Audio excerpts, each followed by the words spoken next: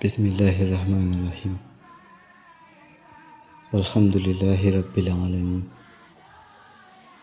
ñu ngi jullatee salmal ci sangub sanga yi seydina muhammad kay seydina limaamulaahi alayhi salaatu wasalaam.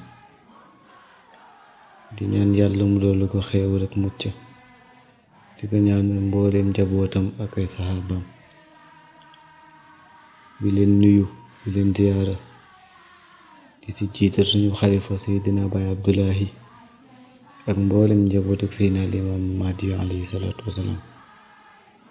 di ndokkee jullit ñépp ci weer wu sell wi ñu nekk, di baalu ñépp àq te di baal ñépp, di ñaan suñu borom bi nga xam ne mooy jéggalaakoon bi mu jéggal ñu ñépp mboolem suñuy tooñ yi ñu tey ak yi ñu teyul, yu ñu yëg ak yu ñu yëgul, yu mag yi comme yu ndaw yi.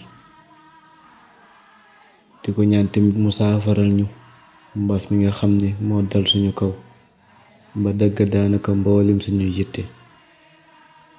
weer wu ñu nekk nag déjà ngëneel la, waaye dafa am beneen ngëneel gu ci nekk, muy laylatul qadri.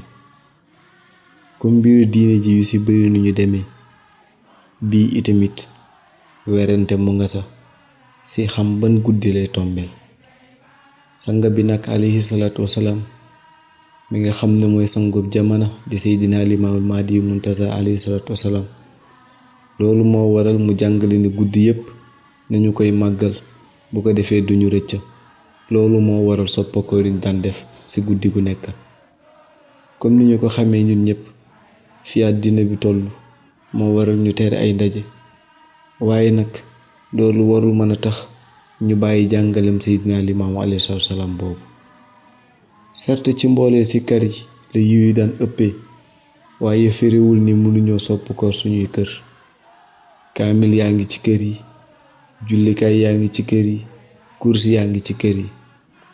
kon jàngalem seydina limaamulaahi alayhi salaatu wasalaam jooju kenn waru ko sàggane, ndax li jotaay ci kër yooyu amul.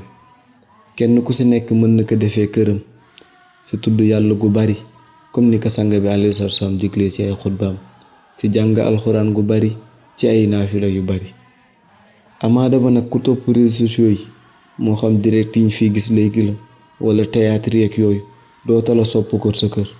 yore dina tàmbali ba jeex te doo daje ak guddi gi. ñu bàyyi xel itamit ne mbas mi nga xam ne moo dal suñu kaw warula mën a tax suñu diggante ak suñu borom yolom, déedéet. lu ñu ci waroon au contraire profiter ngir gën a rataxal suñu diggante ak suñu borom, gën see jaamu yàlla, gën ko see tuubal, gën kaa màggal moom suñu borom, ba amaana sax mu teggin ñu mbas moom. waaye jamono ji ñu ci bari bàyyeeku nañ, parce que lenn moo leen daan motiver, muy mbooloo ya.